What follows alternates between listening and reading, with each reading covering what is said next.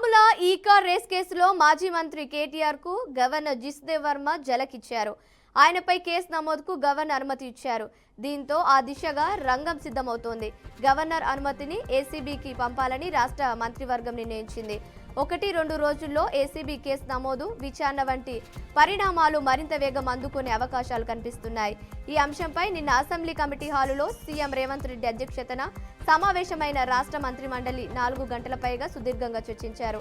కేటీఆర్ పై ACB విచారణతో తలెత్తే రాజకీయ పరిణామాలు ప్రస్తావనకు వచ్చినట్లు తెలుస్తోంది. కేసు పూర్వపరాలపై లోతుగా చర్చించినట్లు సమాచారం.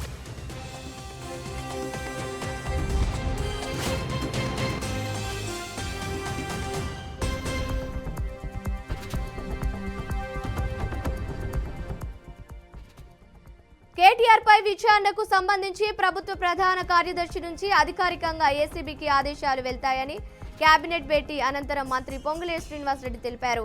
మంత్రివర్గ సమావేశంలో ఫార్ములా ఈ కార్ రేసు వ్యవహారం పైన, విద్యుత్ వ్యవహారాలకు సంబంధించి జస్టిస్ మదన్ లోకూర్ ఇచ్చిన నివేదిక పైన సమగ్రంగా చర్చించినట్లు తెలుస్తోంది.